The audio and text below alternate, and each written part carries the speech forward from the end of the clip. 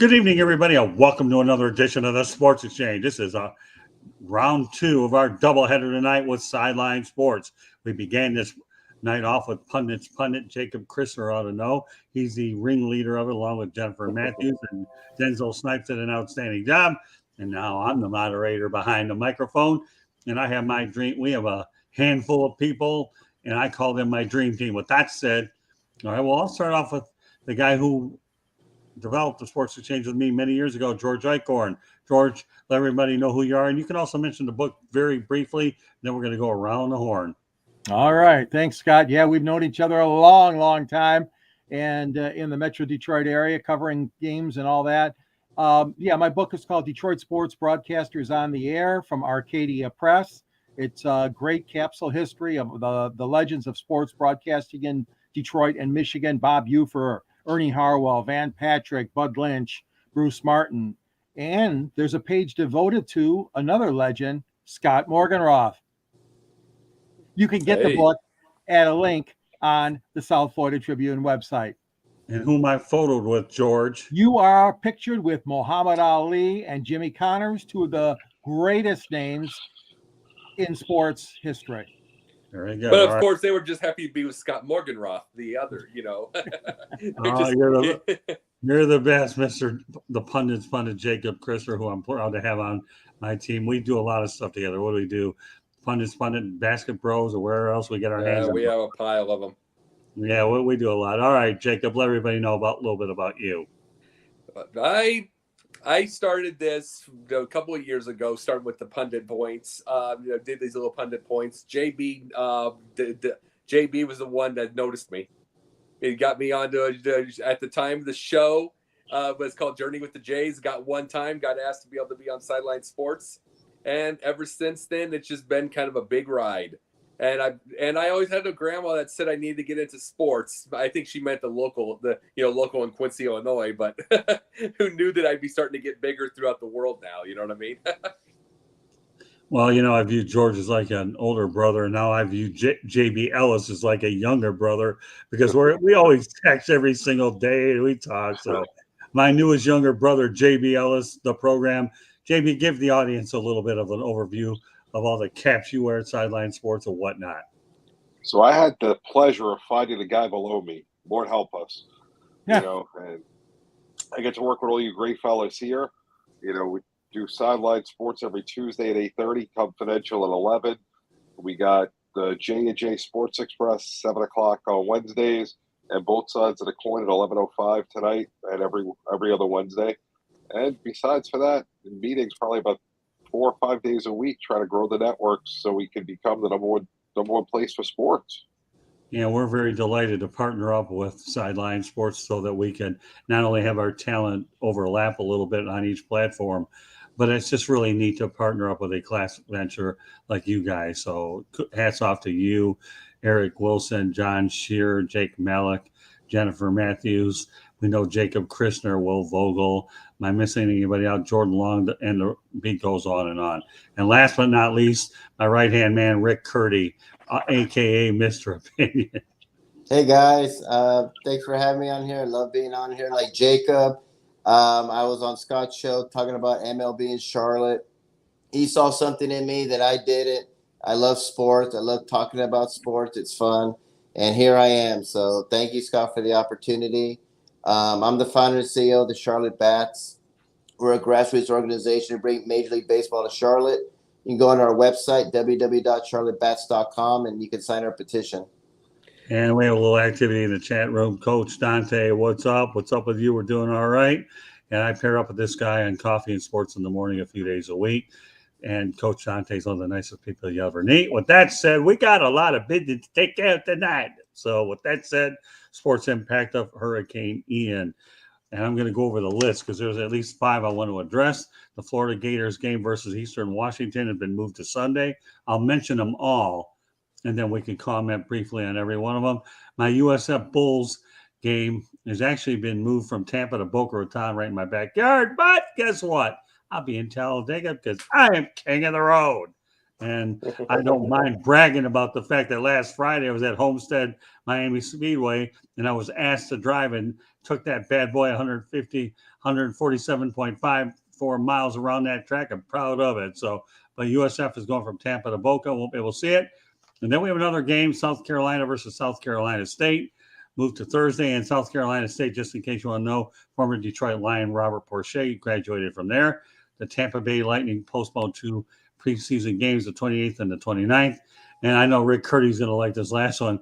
The Tampa Bay Rays played their final 10 games on the road against the Guardians, Astros, and the Red Sox. Somehow that worked out well because they weren't drawing there anyway. So now they'll draw better on the road than they do at home. Precisely my point. Since you went and commented, I'll let you lead off and we'll whip it around.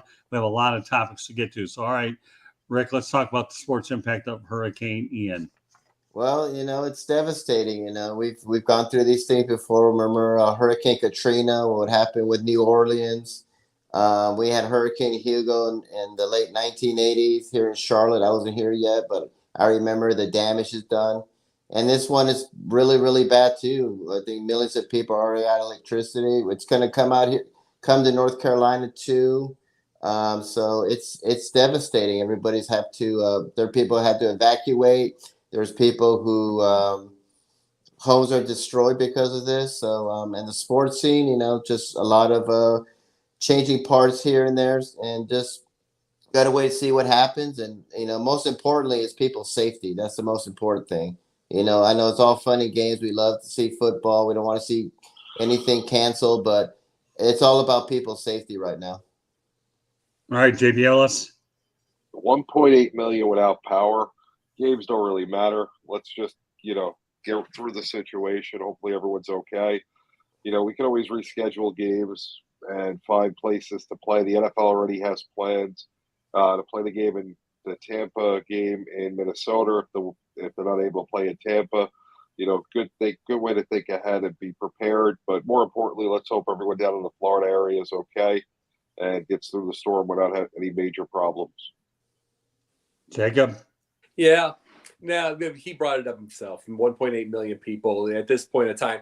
Even if you have the games, there's no electricity, no everything, and no one's paying attention.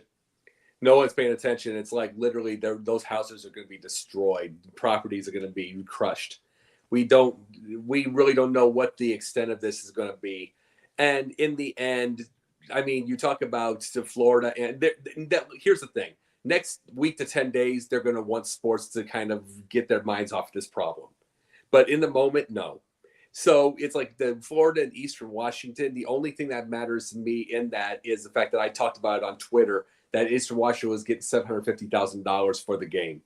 And Deion Sanders talked about how the HBCUs needed to get more money.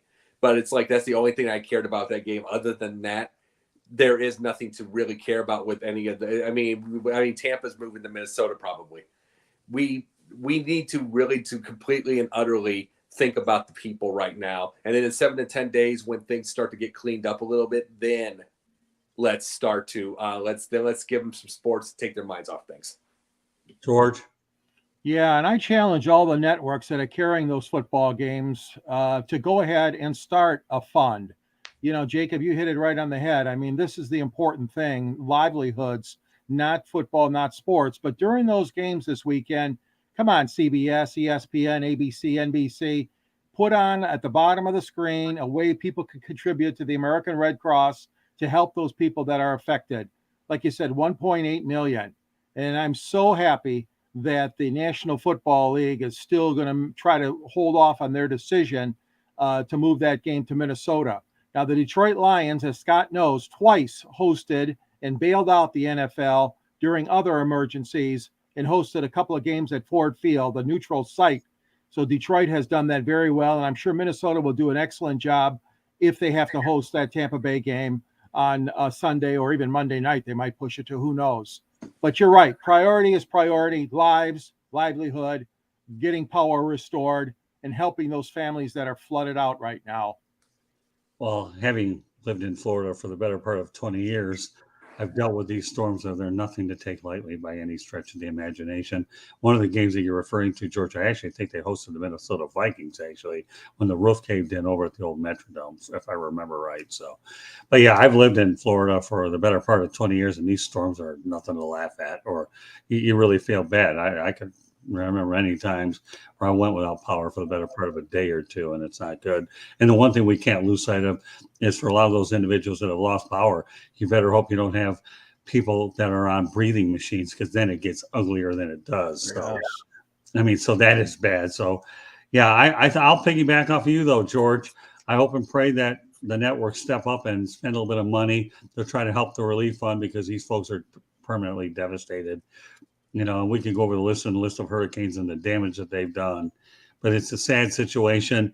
And yet these are just 5 games that have been moved around. I'm sure there's other games that'll be affected as well, but there's no way we can lead off the show without not talking about it. Okay. So I'm glad that we all had our opportunity to address it. Now, I found something on Twitter that was really, really interesting. That was too good. I almost felt like this should have been a topic for Pundit's Pundit, and I'll let Jacob decide if he wants to use it next week, since we can make a suggestion. And Jacob, Jennifer, Denzel are taking him. I'm going to lead off with you on this, okay, Jacob? Okay. There was a tweet by Darren Ravel that on this day in 1988, Phil Ozerski, a fan making $30,000 a year, catches a Mark McGwire 70th home run. And the 98, you mean? 1998, you mean? I'm sorry, 98. That's correct. Yeah. That's right. Well, I was giving him 10 years. Who cares? But all right, let me go back anyways. Okay, this day in 1998, Phil Ozerski, a fan, was making $30,000 per year, catches a Mark McGwire 70th home run. The Cardinals asked for the ball in exchange for a signed bat, ball, and jersey. Now, all Ozerski wants to do is meet McGwire, and McGwire says no. Ozerski backs out of the deal. 3 months later, he sells the ball for $3 million. All right, Jacob, I have to lead off with you, Mr. Pundit. Is this topic one good enough to make the show? And then the second half of the question is, what do you think about it? A lot of our stuff that we talk about on Pundit is basically things like this. You know, we get these different type stories that you haven't seen it yet. I mean, wait till you see our show, George. Wait till you see, we have all kinds of different deals. We talked about, like tonight, for instance, we talked about the painkillers and John Matuszek. We talked about young kids and kids being too young to train in the weight room. We have all kinds of different things like that. So yes, this would belong. But one of the issues with something like this is there are too many athletes that do this. At the same time, there are athletes that do it all, and then they're bothered, and then fans will tell lies about them. So they'll tell lies about them, and they'll say, "There's Rick Barry used to do every autograph ever. Rick Barry used to do it.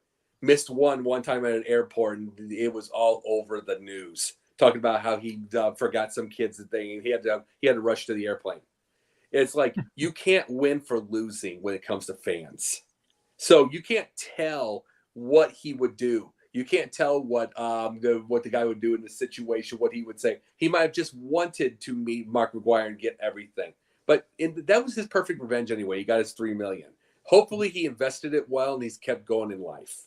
But it's also been 20 years, so who knew if he blew it? But it's hard to say. It is just hard to say, and it's even harder. That was tough back then for fans and the athletes. It's even tougher now. Okay, well, that's fine. I'll tell you, it intrigued me, though. The guy made $3 million because the guy said no. So why not bring it on here, George? With that said, how do you like that $3 million no? Well, that's a tough pill to swallow there for, I mean, the teams are kind of in a bind. I know the Tigers went through this recently with Miguel Cabrera. They wanted to make sure that the fans were going to obviously surrender the ball for Miguel's 3,000th hit and for his 500th home run, which most of you probably know that are watching this show. That occurred on the road in Toronto. The 3,000 hit was at Comerica Park at home. That being said, I mean, some fans that just react that way. I mean, if I can get a lot of money for this, damn it, I'm keeping that ball. I'm keeping that, football that went into the stands or whatever for this important moment. So, I mean, there's always that entrepreneurial spirit and money grab, let's call it, that some fans want. I think it was stupid for McGwire not to meet the fella. I mean, I really do. I mean, come on. It's the fans, as you guys know, are the backbone supporting baseball and supporting sports. Right. And to do that kind of thing, again, we don't have all the ifs and buts there about McGwire's decision, but that was a dumb move on his part. And like I said, the fans, hey, I'm not going to argue with them. If that's something they want to do and they can make a bundle of money, hell, all the more power to them. Well, part of the issue, George, real quickly, part of the issue that they have also is the fact that they don't want to give autograph times. They don't give it to adults because adults they will go take it and they'll go on eBay or they'll go anywhere and they'll sell it and go make some money off of someone. And you got to realize a lot of these people, we'll say Hulk Hogan, we'll say Ric Flair, we'll say any of these.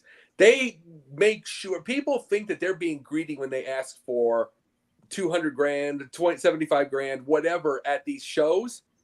But the minute that they go there and they get as little as possible for signing an autograph or signing autographs for people all over the place, the people are going to probably make more than these people did doing it all day. And so, there is always that fight going on constantly, especially with when these athletes have their image.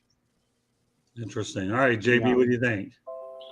Listen, if I'm catching that ball, they're going to have to do way more than just meet Mark McGwire. So I'm glad Mark said no and the dude got paid.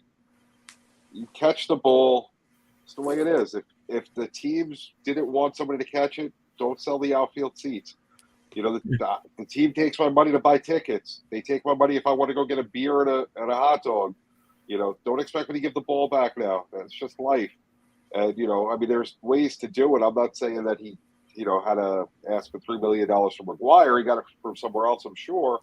I think his offer was reasonable. I'm glad McGwire said no because the guy got paid.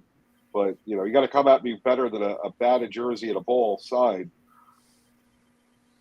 Okay, well, and maybe a picture when he met him, but none of that came to fruition either. So, yeah, no, I'm with you. All right, Rick, what do you think? Yeah, it reminds me of that kid. I think the kid who caught Aaron Judge's 60th home run ball. He got like a bat ball, and he actually met Aaron Judge, had a picture with him. And a lot of people were criticizing him, saying, hey, what an idiot. You could have sold that for millions of dollars. So it goes either way. And for some of these athletes, I'm sorry, some of them are jerks. And I don't know the whole story about McGwire, but he should have just said, yeah, I'll meet the guy. I mean, yeah, that's great. Why not? And, some athletes are like that. I remember my nephew went to go see David Beckham, and he wanted his autograph. And David Beckham goes, I don't do autographs on Wednesdays. Some of these athletes are just jerks, but some of these fans can be very persistent, So I think everything's just a case. It's a case-by-case study. It's just different. Everybody's. So I think and now today you can just go on Twitter and just say, hey, so-and-so, like, hey, I tried to get Scott Morgan Ross autograph and he snubbed me.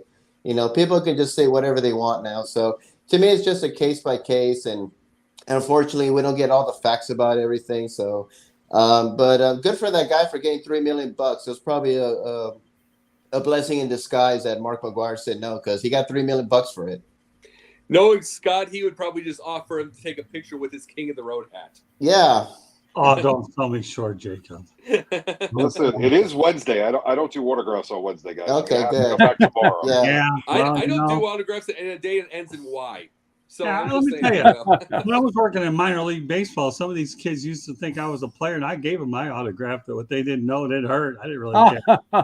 So it's not like it didn't happen. One thing I do want to mention, though, in this whole thing is, number one, Mark McGwire, to me, saying no to a guy and him getting $3 million is one thing. But here's the thing we probably are missing out on here, okay? Now that all the allegations of McGwire cheating and all the steroids, can you imagine that $3 million on a heck of a return? Because if that guy wanted to sell it, I'll bet it's probably not worth nearly a tenth of that amount of money if he were to sell it now, because nobody frankly cares, because we all know that Mark McGwire probably cheated anyways. already admitted. So the guy's a bigger genius for getting $3 million. I can only wonder what he would get on today's market for some. He definitely overpaid. See, people got to understand that there's 12 commandments and not 10. Okay, the 11th commandment is thou shalt not overspend, and the other one is thou shalt not get caught. Moses wasn't quite around. Okay, when I created these two guys. So. Hey, Moses wasn't around, but Moses Malone was. All right, well, that's Moses Malone, but I'm talking about Moses. And Okay. let me tell you a very interesting story about Moses. I'm not getting religion here because I really am not. Once upon a time when I lost my tablet or little mini computer over at Orlando Airport because they didn't quite get through security check, we forgot to put it in, but luckily I got it lost and found later on. What I ended up doing is with my in-laws, we were in Branson, Missouri. I picked up a sticker and I put it on that thing. So now if I ever lose it again, just look for the one with the Moses sticker. We'll be good. So there you go. Love it. Yeah, well, hey, and you know how they actually found the computer? I was on Craigslist before looking for a job back then to supplement my income. They saw Craigslist, and then I did an O.J. Simpson through the airport, got the computer, and then as soon as I got to a table, I stuck that sticker on just like that. All right. No, certainly nothing you guys expect tonight when you talk about Moses and religion. But you know what? That's what makes the Sports Exchange interesting. I'm king of the road, and when I start talking fast, then everybody will now start looking at me as a guy that is going to Talladega over the weekend, and one that is king of the road that doesn't mind going 147.54 miles an hour on Homestead Speedway. And on a future edition of one of our broadcasts, I am working on getting an interview with the Homestead Miami president as well as Russ Branham, the guy that coordinated that drive for me. I was supposed to go for a ride along, asked me to drive, and I don't turn down a drive, man. All right. With everything that went on this week, what about Don Mattingly? I know Rick Curdy and I addressed it last night. Won't be the Marlins manager the next year. So I'm not going to ask any of you guys to comment on why it didn't work out in Miami because let's face it, okay, the Marlins don't overpay, but the problem is they don't pay. So there's a problem there. So with that said, Rick Curdy, why don't you let everybody know where you think Don Mattingly's next stop is going to be? The most ideal spot, I said this last night, I said this months earlier, I'll say it again, the Chicago White Sox. Now that Tony La Russa is on medical leave and he's not going to manage the whole season, which means he won't be back, and we knew he wasn't going to be back. The White Sox makes perfect sense. You have an owner that wants to spend money. You have a team that's ready to win.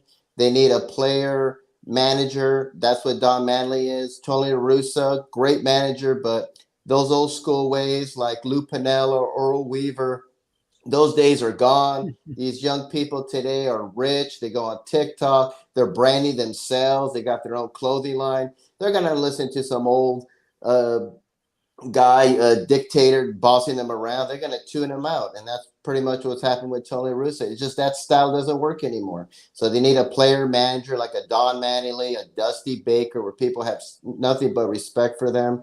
To me, Don Mattingly, the Chicago White Sox would be a perfect fit.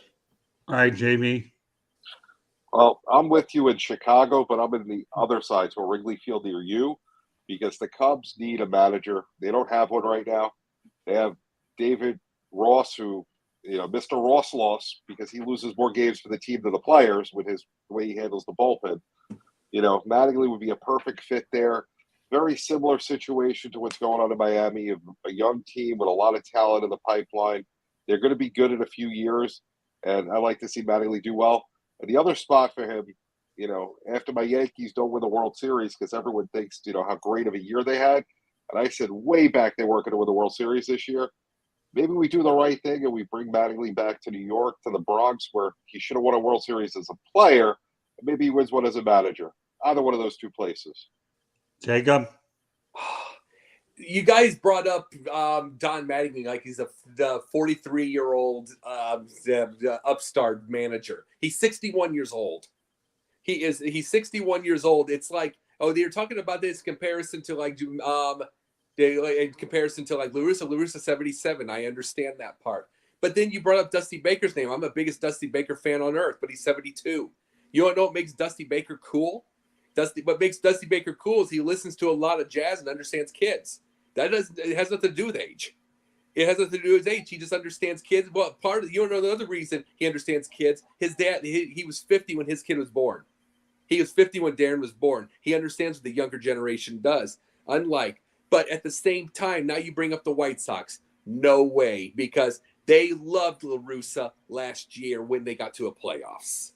They loved him. All of a sudden, they completely turned on him. Guess what about Mattingly?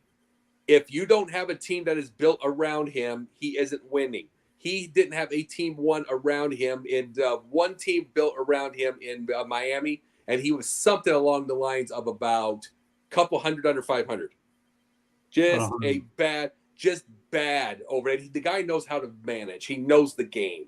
Right. But he is not somebody that's going to. The one thing about Dusty is Dusty takes the least of these and makes it the best to the best of his ability. John Mattingly cannot do that. And if you don't build a team around him, they're going to lose. And the White Sox fans will turn on him so fast. And it is their head will spin. That's worse than the Cubs because they gave Ross time. You know what I mean, JB? Ross was given time, and he wasn't even ready for this. So the White Sox will kill Mattingly. As far as where Mattingly probably goes next, the Yankees would probably be a best bet because they'll spend money and they'll make him look good as they win a World Series. All right, George. Well, I agree with the White Sox is the best place. La Russa is he's got some issues going on, health issues, whatever's going on, but I believe that he is primed to step down, and Mattingly I think would be a good fit there. I don't think that the White Sox are, like you said, they're not afraid to spend money, and they'll surround him with the talent that he needs, one or two more players, whatever the White Sox need. Because let's face it, they're a huge disappointment this year. Almost everybody in baseball and covering sports had them for first or at least first or second in the division. Cleveland came out of nowhere and won that division this year. But Mattingly is very solid. He's very solid. He's well liked. I look at it like Jim Leyland came in. And when the Tigers got Jim Leyland, they plugged him into that veteran team and with some young talent too as well. And he took them to the World Series, not once, but twice. Unfortunately, for Detroit fans, they lost both times. But I look at Mattingly in that same vein, coming into a situation like Chicago or another veteran team just like that. And Scott, you've got good insight because you've covered Don a lot these last couple of years down in Miami. Oh, yeah. Thanks, George. I have. Undoubtedly one of the greatest people I've ever worked with. I've worked with Sparky Andersons and Jim Leyland's and Tom Laporta, so I know what a good manager is to work with. Don Mattingly, to me, is just classy, knows the game, answers every question, and doesn't have to me, you can learn so much from the guy. And Don and I have had private conversations on the field. I view him as a friend. I really, truly, really do. No, I mean, Scott, and it's like, and I completely understand that part. Like I said to you, I believe Mattingly truly knows the game, but it's like one of the things I brought, for instance, Dusty Baker. I brought that up earlier. It's right. Like there isn't any real. I mean, I think Mattingly knows the game without a doubt. Yeah, but the thing I'm sorry. Go ahead. The thing you have to understand. Without a doubt, he knows the game. But it's like there are certain managers know how to get the most out of the least. Right. There's a Dusty Baker and everything. Then there's a guy that Mattingly could do every seminar ever. He knows the game up and down, in and out. He could probably deal with everything. But to get to start winning, you have to almost get the littlest out of everybody. And it's like, it's like Mattingly had a real opportunity in those 7 years in Miami to get he had a lot of the least of these. And and I'm not insulting Mattingly's knowledge. It's just the fact that it's like, that's where I'm talking about for his neck. He'll get another job. Absolutely. I'm just bringing up, it's got to be in a place like in New York. It's just going to have to be, or you could say the White Sox, if we want to talk about spending money, Cubs, like JB said, you could got to be those, but he's not getting the most out of the least of these. He had 7 years to prove that. I mean, they avoid the guy that knows the game too, which surprised me. All right, let me go. Who is going to win with the Marlins roster, Scott? I mean, you cover them all the time. Right. I mean, what manager in Major League Baseball would you put on that team now that was going to make this a winning team? You know what? Save that one for next Wednesday. Fair enough. Okay. That's why I want to be able to go one more time and try to get a feel from other people around there, I'll do that. So, but I will probably talk about who I think. We'll leave that one for next week. So here's what I'm going to do. Okay, well, first of all, I got to give station identification. Then I'll talk about where I think we need to go with Mattingly. Subscribe to the South Florida Tribune on our YouTube channel or visit www.southfloridatribune.com and follow us on Twitter at Tribune South. Okay, to advertise, call 954-304-44941. The audio portion of the show can be heard on Spreaker, iHeartRadio, Apple, Google, Spotify, wherever you get your podcasts. You have a hard time finding it through our website, just go to youtube.com, find South Florida Tribune, hit the subscribe button. There you go. All right, now back to my Scott, you need to be ASMR. What is that? Yeah, you know what I'm talking about, George. When they whisper and do all those noises, and he needs to be doing that. Do the South Florida Tribune. There you go. I don't know whether I'm protecting my voice, the millions of other shows I have. All right, back to Mattingly. Okay, well, and I'll tell you one guy that's name is being brought up actually that many people locally would like to see is Jeff Conine. And I know I would like to see Joe Girardi get another chance at it with a different owner. But here's the thing. Derek Jeter, okay, left earlier in the year. Okay, so when he left, Don Mattingly did not take a dumb pill when the Dodgers spent money to come to L.A. Albeit he didn't get them deeper into the postseason, but he won with the Los Angeles Dodgers, and they were very respectable. Where do I think the guy should go? I've always felt the Chicago White Sox would be a place he could go. Now, I'm going to throw something out there that none of you guys have even come up with.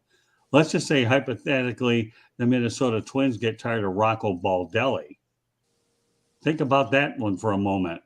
But then again, I'm also believe that I think it would be great to see him go back to the Yankees because you know what? They will spend money. He'll get whatever heck he wants. He's tried to make a lot out of nothing in this market. He really has. Well, Minnesota, though, the one that finally figures out how to get them far, like Tom Kelly did in '87, the one that figures it out is going to have a statue. No because question they've about had it. some amazing teams and couldn't get past the first round, couldn't win even a playoff game. All right, if you can figure that out. And here's another thing that you guys have to understand. Don Mattingly lives in Evansville, Indiana. Formerly the Tigers AAA team used to be out there. So he's a Midwest guy is what I'm trying to tell you. So any of these Midwest markets, whether it's the Cubs, which JB alluded to earlier, Rick and I, George, are all on the White Sox bandwagon. And I know, Jacob, you're leaning toward the Yankees, I guess, is your top choice, right? Mm-hmm. So I don't think any of these are bad decisions. You know what, JB? I don't want to wait till next week to go ahead and give you that answer. So I can tell you right now, Jeff Conine would be good. One of my good friends, Larry Bluestein, who used to be a part of the original Marlins Florida State League, even joked around about Joe Madden coming down here. If you can win with the Tampa Bay Rays, you could probably win here. There's an interesting name. Whether it's the right name or not, he's won in a market that doesn't spend any money. So, you know, those are a couple names we're throwing out there. And you don't know whether or not there's I know. All right, give me a second, Jacob. Okay. I know. Unless it's really fresh off your head, then I No, guess. No, just 2 seconds. Imagine if he won in Miami, couldn't win in Artie Moreno's world.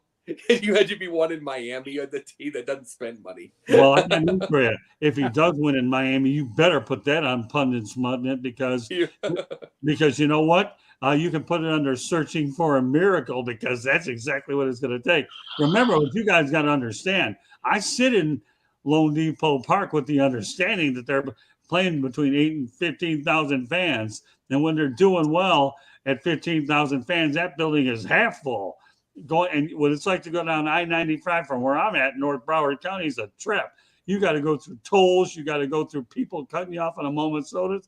If I wasn't so protective of my wife, I'd let her drive. But you know what? I tell her, you don't deserve this drive because I wouldn't even give this drive to my worst enemy. But because I'm king of the road and I like to cut people off and go fast on long straightaways, all interstates, I can deal with all the challenges and the obstacles that I have to do. Eichhorn's got it easy in Detroit.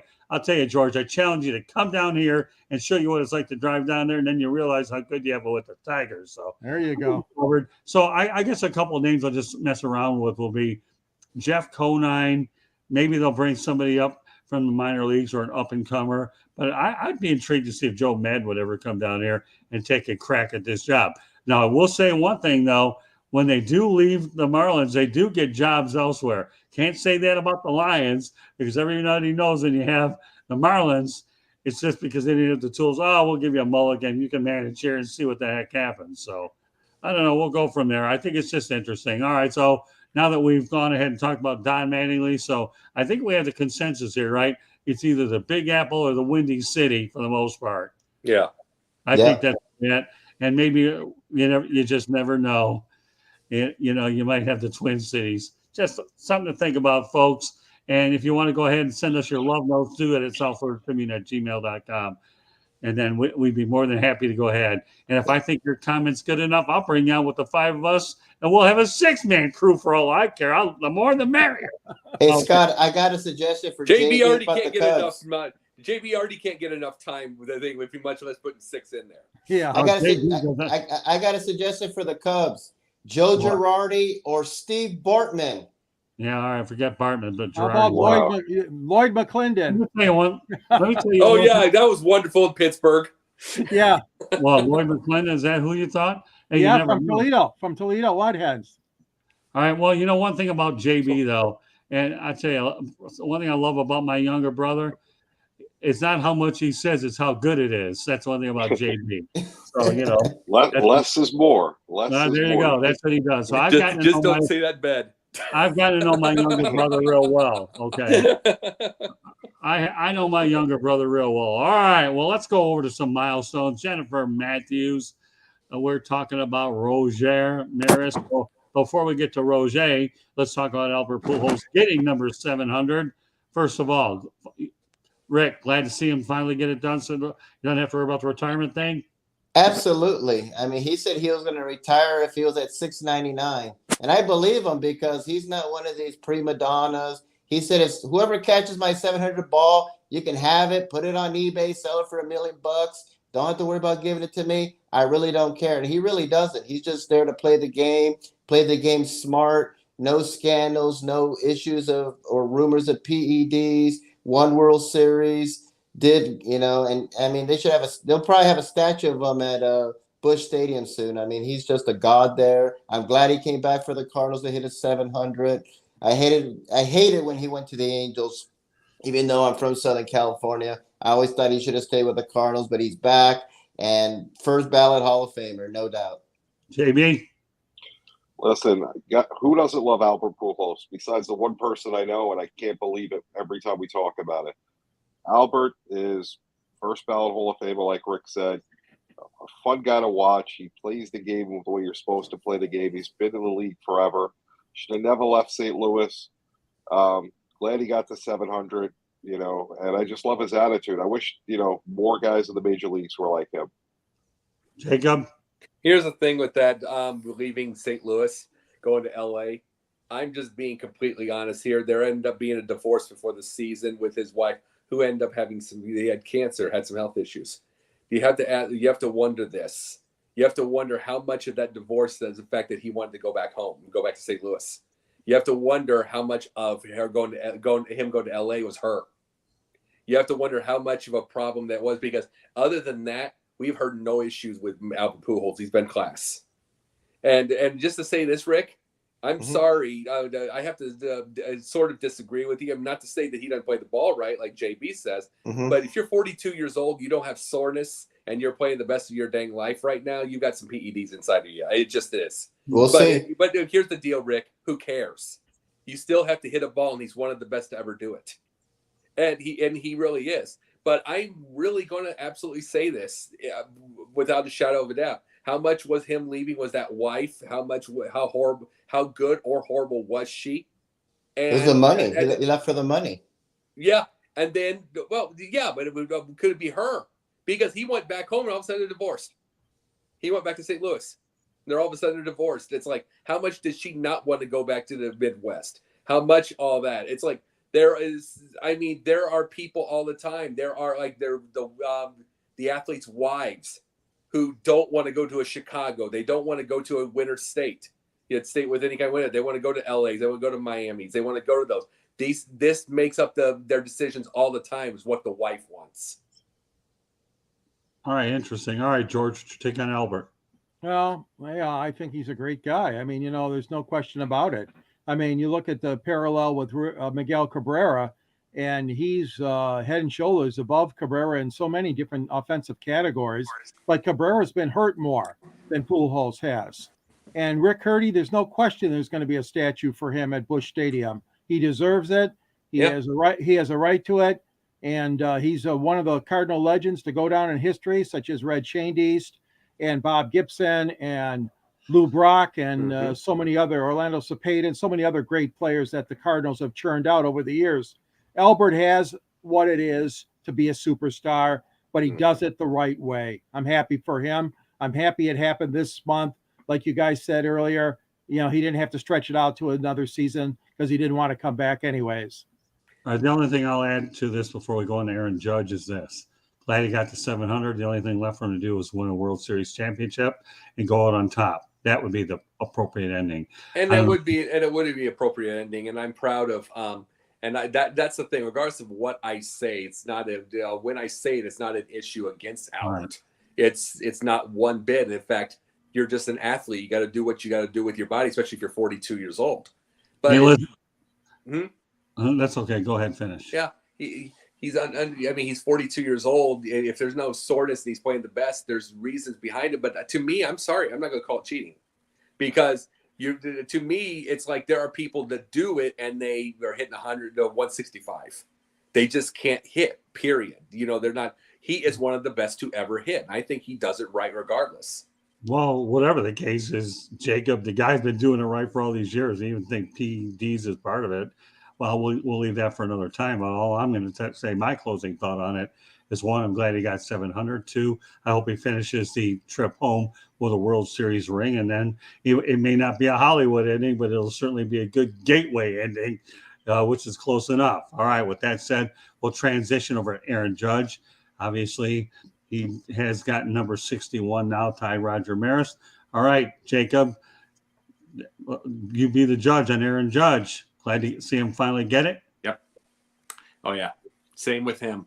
I mean, Judge. I mean, my thing is, I was glad he got a 61. I want to see Triple Crown. Even what JB says, I want to see a Triple Crown. I do.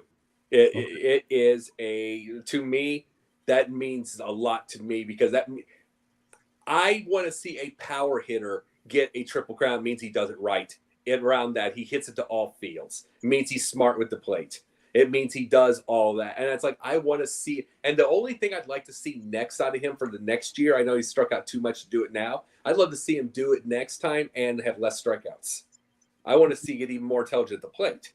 But, I mean, this is one of the greatest things we've seen.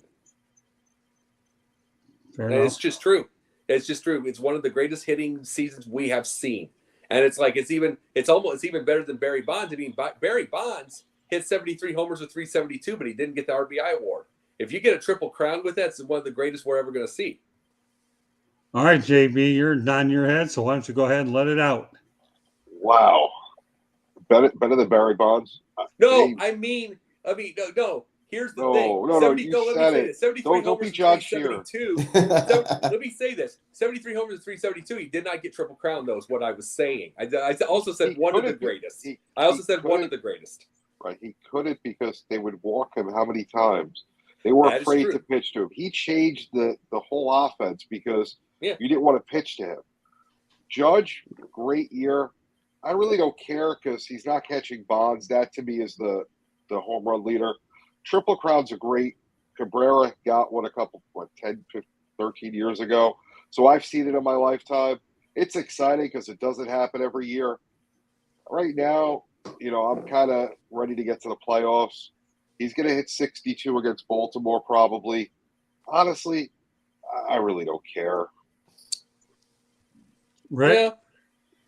I want to see a Triple Crown. Sorry. It's one of the rarest feats in all of baseball.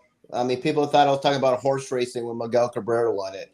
So, I mean, it hadn't been done before Cabrera since 1967. Carl Yastrzemski hasn't been done in the National League since 1931. Joe Ducky Medwick of the Cardinals. It's a rare feat. I'd rather see a triple crown. That 314 average. I'm sorry, that's a really low average. These guys need to start hitting better. These higher averages. I'm a Tony Gwynn, Wade Boggs, Ichiro fan, but his numbers are outstanding. One of the best single season that anyone's had in Major League Baseball history. He'll break the record, and that would be cool. But I would love to see a triple crown as well with that. All right, And hey, JB, I wanted to bring something up real quick to you. Yeah. And it's like, and you're correct. I'm not gonna. I should stop. I should stop at the thing of getting bonds because that's 372. That's an ungodly number. It's just my biggest thing is the fact that when people bring up, when you see the media go after the 60 homer, oh, where is he? What is he going to hit? It's like my biggest thing is just the fact that we talked about this on Confidential. We talked about this. It's like we have a belief that that you could get more fans if you don't have so many strikeouts and they're at the plate and they have more discipline at the plate and we get people on. We know that there could be more fans if they do that. I like seeing. It's one thing when you get a middle of the road or medium-sized person that hits 300 or like I say Carlos Correa or whatever. But when it's 6'7", 295, getting a near triple crown, it means you not only have a big, powerful dude, but an intelligent one. Listen, it's a great feat. I'm not taking away from it, but Cabrera just did it. He 10 years ago, though. Cabrera just did it. It's a triple crown. I don't want to see it done every year. Cabrera just did it 10 years ago. You're looking at the American League home run records. Big deal. I care about the Major League home run record. Maris's 61 means nothing to me at this point. Judge's 61 means nothing to me at this point. It's Bonds' record. I care Next about up the Yankees World winning. Series. I care about winning the World Series, which this team's not built to do. Come October, they're going to stop hitting like they've done year after year. We still have the wrong manager. Those things are more important. Gallo, when he left and he ended up in L.A., said, "Oh, it's the Aaron Judge show." And he was horrible and struck out 8 million times, but, that's part of the problem. Who cares about these home runs? Win games. That's all that matters. Yeah, I agree with you. All right, George. The only thing I got to add is thank you for saluting Cabrera. Yeah, a lot of people forgot about that. Went from Carl Yastrzemski to Miguel Cabrera for the Triple Crown. And, of course, Justin Verlander won the Triple Crown here of the pitching, which a lot of people forget about that one season also. But I like Judge going after the record. I mean, yeah, he does strike out too much, but the kid's a good player. He really, really handles himself well in and out, off and on the field, I meant. And I think it's a good story. It's a good news story. Sure, it's not the baseball record, MLB record, but, he is topping one of the other Yankee greats of all time with Roger Maris. So I say all for him. All right, the only thing I'll add to this topic, got a couple more, and then we have parting shots to go along with as well.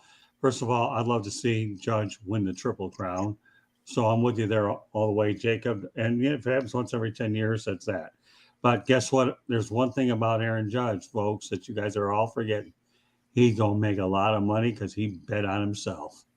Boy, it will be one. Hold on, Jacob. Yeah. It will be one expensive contract. And I will say this, if George Steinbrenner was there, he'd get the money. I'm not sure. He'd be in the Bronx. He'd be in the Bronx, no questions asked. George would have just said, "Here's the check. Write it for what you want." Right. That's exactly right. Yeah. Now, go ahead, Jacob. That's just everything is just, those are just my opinion, my thing. But I know about what I talk about. I know what JB said about the Triple Crown. It's like, it's just my thing. It's not necessarily it doesn't have to happen more than every 10 years. It doesn't have to happen every single year. We don't have to have it happen 10 years ago. Well, look, Jacob, if you get the darn Triple Crown, whether it's once every year or not every year, but then it loses its luster. But yeah, the last one before that was 67. Wait, Jacob, okay, you say it loses luster, it probably might. But if you can go ahead and see that accomplished anyways, look at the triple. Look, you guys are forgetting. You're forgetting about this though. He plays for the Yankees. The Triple Crown means nothing. All that matters is the end of October, you're carrying number 28. Then whatever he did is phenomenal. Right. If he wins the Triple Crown and hits 75 home runs, you don't get number 28. It means nothing. Look at the triple double though in basketball. It's like, I mean, back in the like 92, the top 2 triple doubles of all time were Magic and Bird of all time. And guess where they are now? They are hitting 9 and 10, and it's going in a hurry. And I mean, 59 was Bird. That got busted in 4 years by Luka. Yeah, but wait, hold on. I mean, it's just because. Wait. Now you've got something here, so I'm glad that you've got my energy really fired up. Thank you very much, Jacob. But it's like, I'm just saying, the rebounds, they're not fighting rebounds. Rebounds come to them. You're passing for 3-pointers. It's like, and the thing is, if everybody would get a triple crown on every year, it almost could mean that they're getting the big fat ones thrown down the middle all the time. Okay, to allow it in the first place. So here's my question to you, though, Jacob. And I want to really, really get Mr. Christner going on this one. Okay. Yeah. Thank you very much. You really lit a fire under me. I'm glad you did it, man. I can't wait to drive more laps around Talladega next time. Okay. And JB's so happy right now. Yeah, I'm sure. Well, first of all, JB, I don't care about the single season home run record because it should have an asterisk next to it anyway. But absolutely not. Absolutely not. Wait, no.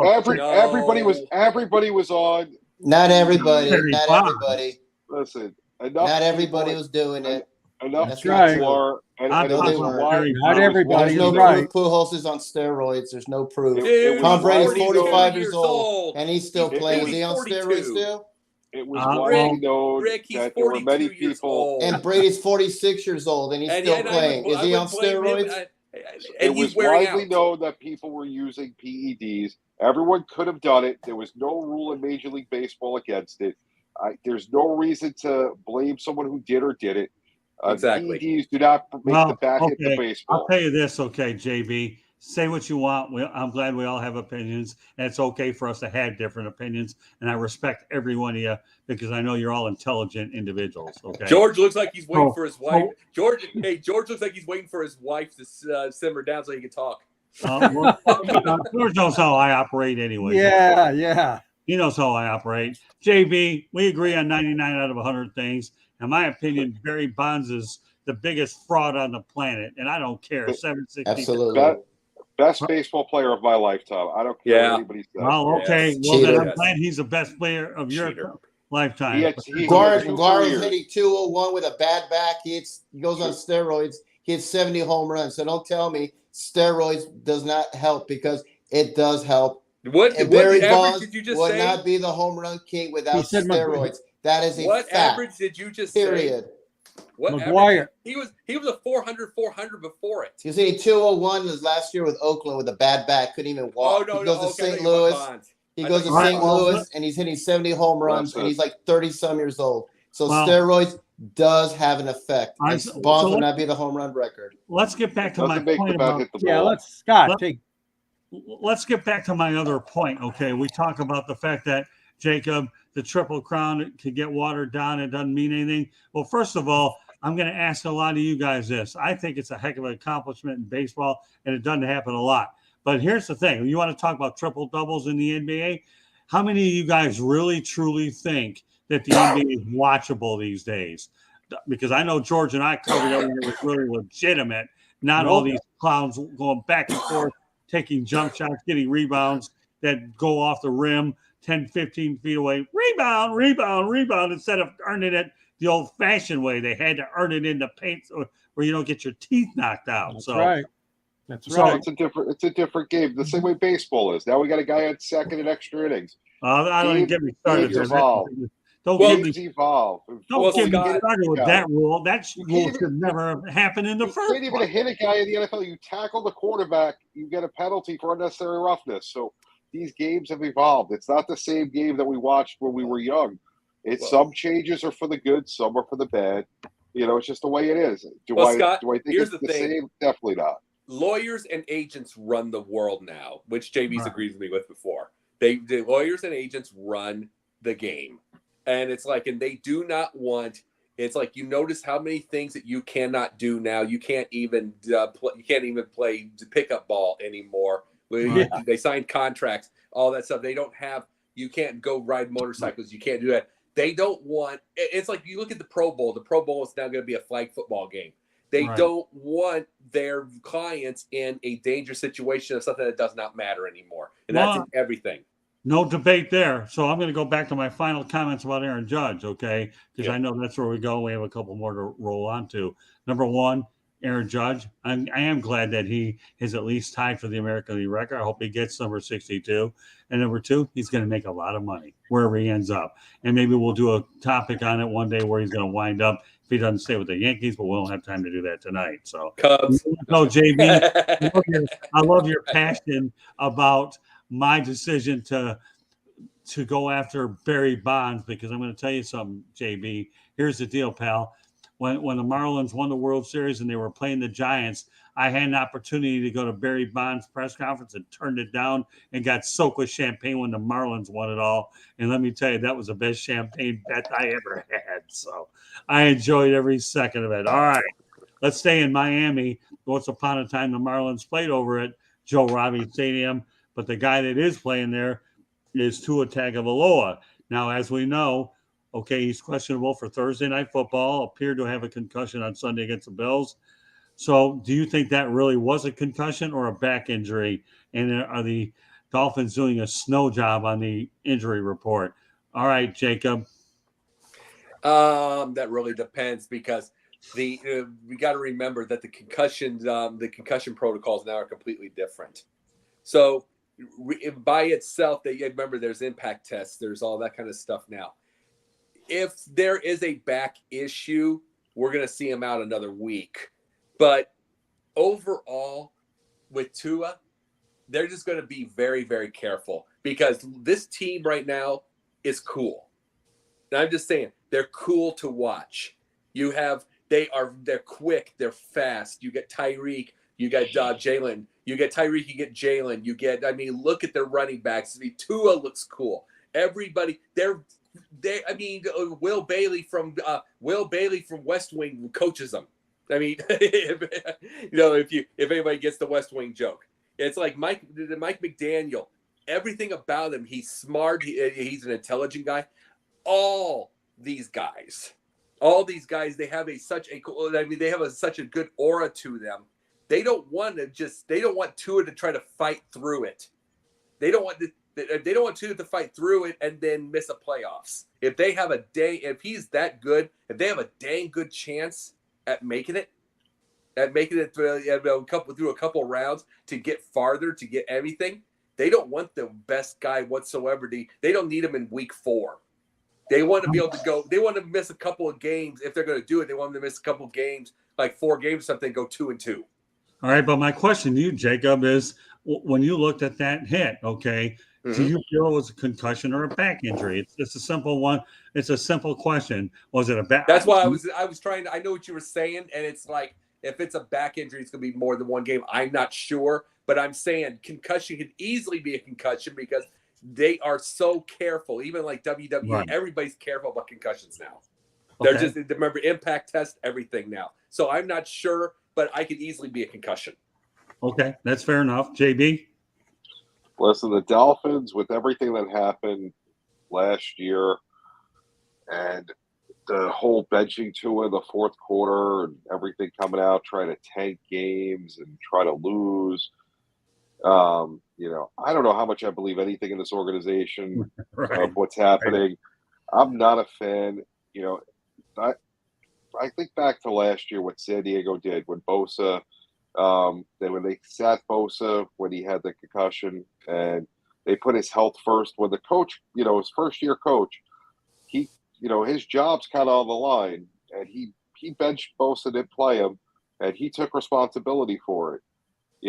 I would hope that the organization in Miami, if it is a concussion, would do the right thing and make him go through the protocol, because, Tua could be around for many years, and he possibly could be one of the great quarterbacks that we talk about in 10 years. But I don't know.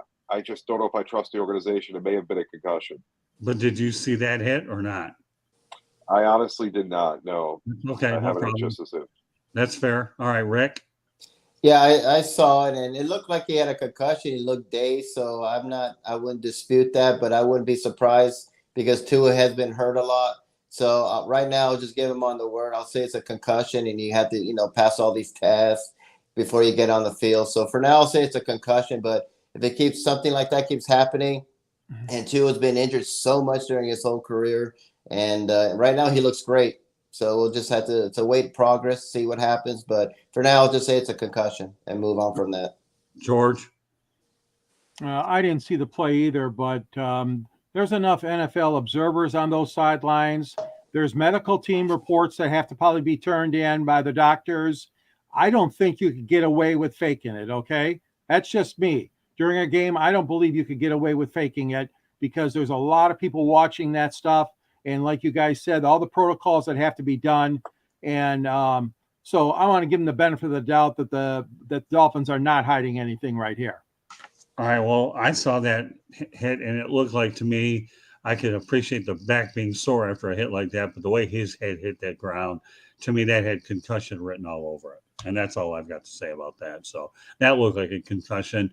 The way he was wobbling like a weeble, but he wouldn't totally fall down. Okay. To me, that had concussion written all over it. So, all right, we'll stay there for a moment. Obviously, we know the Tampa Bay Bucks are training in Miami. The game's in Minnesota. I was actually hoping they'd actually play it at Joe Robbie Stadium since they're down there. We know that won't happen now. And I think they're still holding out hope they can play it at Raymond James. But the reality is, if Raymond James doesn't work out, Minnesota. So any thoughts about the Buccaneers, the week they're going to have? I know we touched on it early, but now we can go into a little bit more with the difficulties that exist. All right, Rick, we'll lead it with you. Well, like I said, it's just a wait and see how bad Hurricane Ian is or Ian is. If they play in Minnesota, great. That'd be, that would make sense there. It'd be a neutral field. Right now, all I care about is people's safety right now. And games can be canceled. They can be delayed. They can be pushed back right now. And just like Jacob said, let's wait till everything's over with. Let's wait till the storm passes, and then we can reschedule and play some games. So, but if they can get a game in Minnesota, then let's have a game in Minnesota. All right, so Jamie, give me your thoughts about the fact the Bucs are training in Miami, even though the game's in Minnesota, even though I think it'd be easier, depending if the weather was inclement, they could have played at Miami, but the alternatives look like Tampa or Minnesota. So right now, the Bucs players, I'm sure, are concerned with their family, their houses, their possessions that are in Tampa Bay and the surrounding areas. Where they train, where the game is, that's all secondary. Right. They're professionals. They could play the game in London, in Germany, in Mexico City, or any other the 31 NFL stadiums besides their home stadium. They'll be ready to play. But tonight, their minds are not on football. And, let's hope that everyone down in that area is okay. That's more important than anything else. Yeah, I heard the families actually traveled to South Florida to be with them. So thankfully that took place. All right, Jacob, some thoughts on that one. I just saw a video while you were on there from YouTube, rushing water in the middle of a basement somewhere in Jacksonville. Wow. Okay.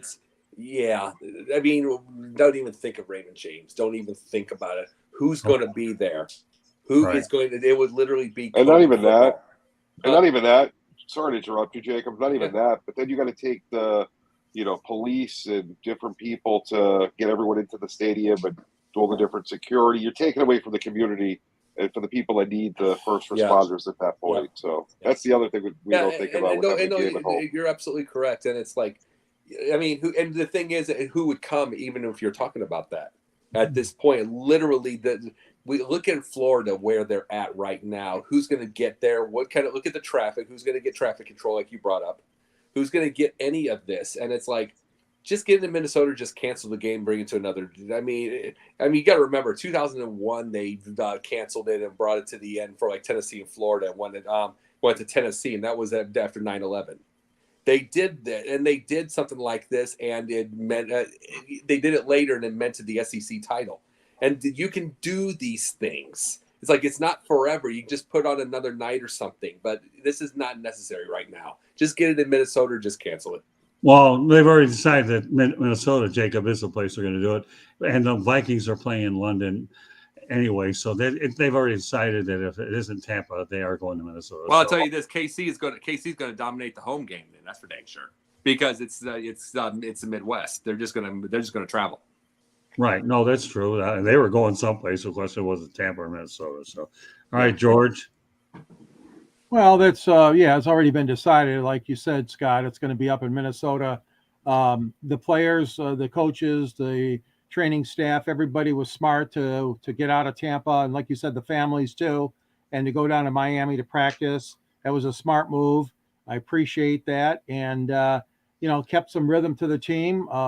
They did not do well against Green Bay. Aaron Rodgers, was victorious. Tampa Bay lost that game, and Tampa Bay needs a win, so whether it's in South Florida or whether it's in Minnesota, I know that they're eager to get on the field and obviously win a ball game. So that being said, priority number one, again, like you guys mentioned, is the family, is the homes, and the police and the safety personnel that are needed now, and not at a stadium watching and helping get traffic into a football stadium, but manning the streets and the byways and highways.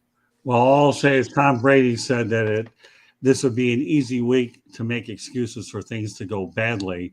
But the reality is they've come down to South Florida to train. And the Buccaneers need to find a way to get in sync offensively, because right now they have a lot of things that they need to get worked out. Their defense is good. Their wide receivers are A. And, of course, we know about Leonard Fournette. One more topic of the night, and this one has J.B. Ellis's name written all over it. Okay, and I'm going to let JB start it off. Okay, the Yankees have clinched the American League East for the 20th time in franchise history. All right, JB, will it matter? No, because they're not going to win the World Series. Playing in the Bronx, winning 27 before, being a Yankee fan since the late 70s when they had that great Dodgers Yankees rivalry. All that matters is World Series. Nothing else matters. And this team, the last few years in October, has not hit. They've had decent pitching. Garrett Cole's overpaid. He's a bum. I don't know why he's getting $40 million. You get $40 million, the highest paid pitcher. Give me Verlander. That guy lights out. Garrett Cole, I have no respect for him. I don't want him on my team. They're not winning the World Series. So let's get ready for next year. Let's make the right moves, figure out a way to keep Judge, and see where we go next year. And in your eyes, you want Mattingly too, right? I would take him in a second. Okay. All right, Rick, you're nodding your head. Continue on with the Yankees. Will it matter? No, of course they won't matter. It's a big market. It's just like the Dodgers. They got over 100 wins. If they don't win the World Series, they're going to tell them they're a bunch of chokers. They're not going to care. It's all about winning the championship. Whether you're a wild card or you're like the Seattle Mariners and tie the record and don't even go to the World Series. It's all about winning the hardware. It's all about winning championships. And I agree. I've never liked the Aaron Boone hire. I thought that was a head scratcher. I've hated it for years. Mattingly to the Yankees. If you can't go to the White Sox, which is my number one choice, the Yankees will be a terrific fit. He's beloved there. He would do great there. And I would not be surprised if Aaron Boone is gone by the end of the year. So if it's World Series or bust, then they have to win it. They haven't won it in 13 years. Was it 13 years since they last won a World Series? That's crazy. 2009. Right. Yeah. Right. All right, Jacob. Yeah, they got to win it.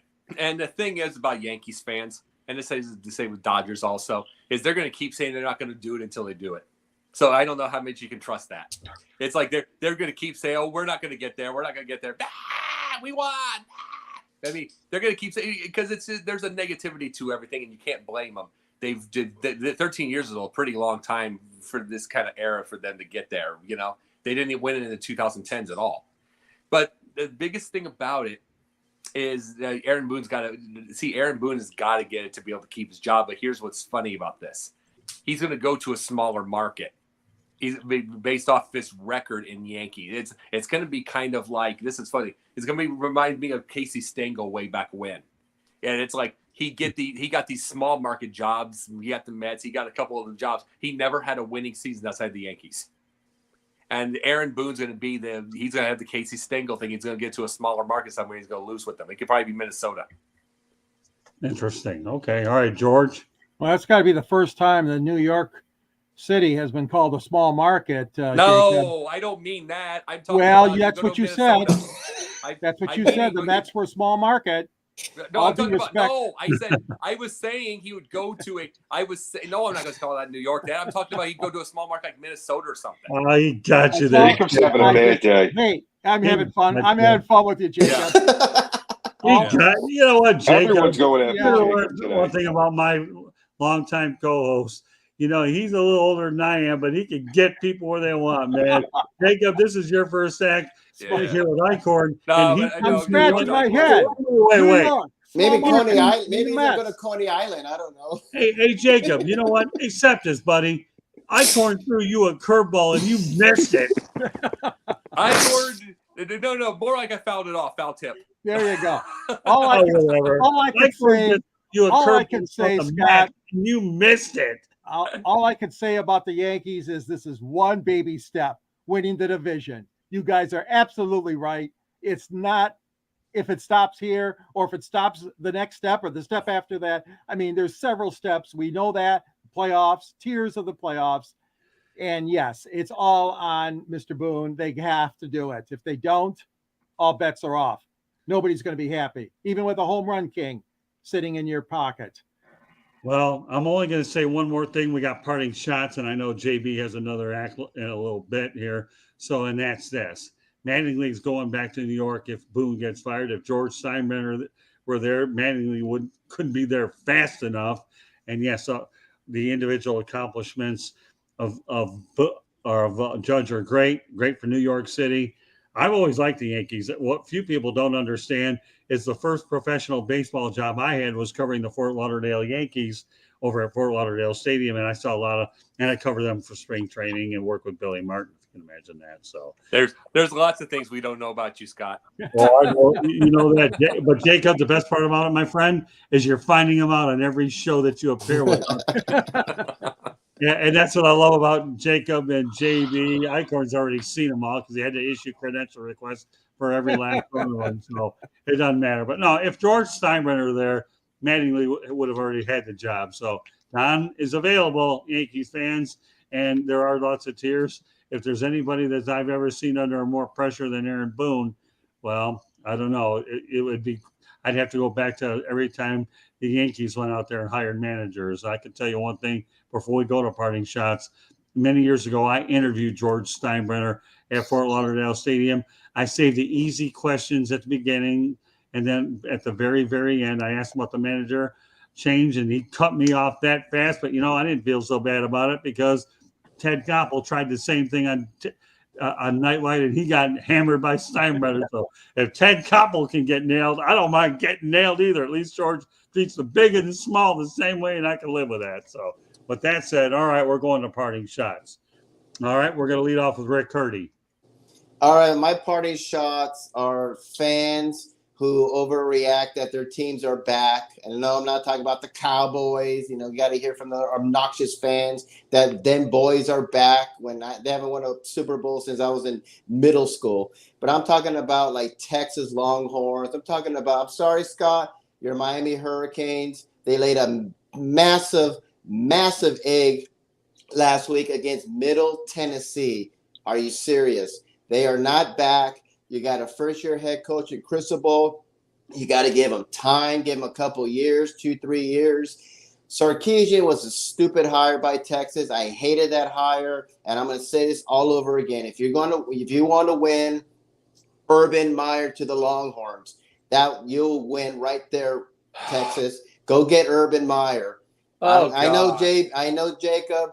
He's I don't care if he's a terrible human. He's won 3 championships. That's all people care about. And but Miami is not back. The Longhorns are not back. Nebraska is a massive mess. It's going to take a while for them to get back. LSU with Brian Kelly, big old question mark. Got to give them time. But I'm sick of these fans always saying these teams are back. I love to see them back. Love to see the old Hurricanes back, but they're not back. And neither is in Texas. Forget about it. Sarkisian, if they have another lose season, he's gone. And don't be surprised you hear Urban Meyer's name floating around Texas. That's my party shots. All right, well, you know what? I got to let Jacob go because he's really chomping at the bit. Oh, yeah. He's aggravated. I love it. Go ahead, Jacob. My parting shot and is just make sure you know that JB has a show later. In case no, I got to get going myself, though. But Okay. no, but I'll say this: my parting shot is on fans who are rushing these rookies in, just because of their fantasy football and their Madden thought processes, and they saw him 3 games in the preseason. This happened with Fields. Warned that that he had the wrong coach, that he did not get first team. The reps did not get anything. Now he literally has 23 completions in 3 games. They literally don't trust him to throw the ball. 51% the percentage. And guess what? They did it with Trey Lance. Ding dong fans wanted him to play in the NFC title game last year. He plays 2 games, breaks his ankle. He looked terrible before that. Now they're trying it with Kenny Pickett. No, leave these kids alone. Get out of your fantasy football. Get out of your mind. When you have a guy like Mike Tomlin who knows how to coach, who knows how to develop, who knows all this stuff. He's been through 15 years. He's won every single year. He's going to figure it out. And he's going to get, and when the kid's ready, he's going to tell it. It's not up to you. It shouldn't be up to you. Leave these kids alone. Let them develop. Quit this fantasy football crap and let the veterans play regardless of wins or losses. You're not going to win yet. And especially if you're going after Matt Canada, the OC of Pittsburgh, it is not like Pickett can make a difference on that situation. So hush. Okay, JB. NFL scheduler, wherever you are, whatever dark room you sit in, come April and May before you release the schedule of the primetime games, enough with the Bears, Packers. I don't want to see Denver against San Francisco on Sunday night and the Giants against the Cowboys another Monday night. You had yet last week the Packers against the Bucks. Perfect primetime game. Why do I have to suffer through San Francisco, Denver, and Giants, Dallas? I don't care about natural rivalries. That doesn't sell throughout the country. There are a lot of great games that could be on prime time. Let's go to a flex schedule all year round. Let fans vote. It'd be better than what they do. These games are horrible. And the Amazon Prime thing, I am not giving Amazon another penny. You know what? Amazon wants my money. Sponsor us right here on the South Florida Tribune and Sideline Sports. Then I'll get Amazon Prime. Till then, later. Very good. Scott, I got to get going. So I will see you all. Thank you very much. I got to get going myself. Oh, so sure. Thank you for the Sure. party He doesn't shots. want to hear what I got to say. He's got to go. Have a great night, guys. Have a great night, guys. Jacob. Appreciate it. Well, we do, George. So go ahead. Okay. All right. Michigan State fans, don't lose hope. Mel Tucker is the man. Okay. You are rated 12th, 13th entering this season. And I know you've lost back-to-back games at Washington and at home to Minnesota. Don't lose hope, Spartan fans. Mel Tucker's a good man. He's a good coach. You got to keep him there. And then, like I said, stay with your Spartan program. I know it's disappointing to lose like that 2 in a row, but you invested a lot of money in this guy, Tucker, and he's the man for the job. So Spartan fans, down to the dumps, but stay with it. All right, I've got 2 quick shots, and they're very, very quick. Number one, I'm tired of NFL people overreacting of teams that are over after going 3 starts. Because you have a 17-game schedule. I grew up with a 14-game NFL schedule, so I understand how tough it is. But 14 games is what we grew up with, right, George? So instead of the 17. The second thing I want to talk about very quickly, and that's this. I do agree with Chris Fowler. I think the Michigan Wolverines erred by having 3 easy games, false sense of security. But I'm not going to pick on the Wolverines only. I'm going to pick on just a lot of major college teams for scheduling these cupcakes and developing a false sense of security. Rick, I know you want to come down hard on the Hurricanes, justifiably. Their first 2 games were winnable games, obviously with Southern Mississippi, Bethune-Cookman, but Miami Hurricanes, to me, you're right. They have to be a little bit patient. I was at the Middle Tennessee State game. It was a bad football game without a doubt. They came up flat.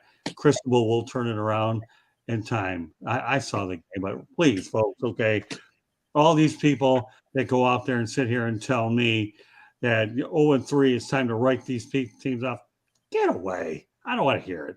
I'm used to 14 game schedules, then 16. So I'm sick and tired of all the too much overreaction, as all this stuff after 3 games. And I've said it on numerous broadcasts, and I'll say it again on my own. It is what it is. So, but, again, college teams, you need to start scheduling better opponents. But again, I understand that a lot of these bigger schools are scheduling the weaker opponents because that's what they do to pay their athletic departments and fund them. I see it both ways, but Chris Fowler's justification of criticizing the Wolverines, to me, I won't lean hard on Chris because he's probably right. All right, well, with that said, and this concludes this edition of the Sports Exchange. Before we sign off, we'll give everybody an opportunity to identify themselves. But first of all, subscribe to the South Florida Tribune on our YouTube channel or visit www.southfloridatribune.com and follow us on Twitter at Tribune South. To advertise, call 954-304-4941. The audio portion of the show can be heard on Spreaker, iHeartRadio, Apple, Google, Spotify, wherever you get your podcasts. And again, if you struggle by being able to do it from the website, just go to South Florida Tribune. Go to youtube.com, hit South Florida Tribune, hit the subscribe button, and also email us at southfloridatribune@gmail.com. Kudos to Candy Ebling. She does an unbelievable job keeping this whole thing together as well. So, again, please subscribe to the South Florida Tribune YouTube channel, and you can find us on Twitter at Tribune South. All right, Rick, lead off. You can find me on my website, www.charlottebats.com. We have a petition on there. We need your signature so we can bring Major League Baseball to Charlotte. I'm also on Facebook at Charlotte MLB, Charlotte Bats Baseball. I'm on Instagram at Charlotte Bats. I'm on Twitter, Charlotte Bats Baseball. And you can find me on LinkedIn under Rick Curdy. And if you have any comments or questions, email me at cltbatsbaseball@gmail.com. All right, before we turn over to JB, I do want to thank Jacob Christner for being on here. I love his hard-nosed opinions, and that's what makes him a lot of fun to work with. I see him on Basket Bros and on this show, and the Pundits Pundit. The guy's phenomenal. His hard-nosed opinions are very much appreciated, Jacob, and we're glad that you're a permanent part of the show. With that said, go to the other sideline guy, my younger brother, JB Ellis. Go ahead. JB_ the program on Twitter. Everything's on there. Sideline Sports Tuesday, J&J Sports Express Wednesday at 7, and both sides of the coin at 11:05 every other Wednesday. Amazon, I dropped it. You make sure you contact Scott, contact me. We'll get you a nice package on all the shows. Later. Attaboy. All right, and last but not least, before we sign off, George Eichhorn. Yeah, you can reach me at Twitter on at SNG Sports 99. I'm on LinkedIn, George Eichhorn, or you can get me on Yahoo Mail, geichhorn@yahoo.com. And my book is available from the South Florida Tribune website, and also from Arcadia Publishing. And I'm glad to be part of the show. Thanks, Scott.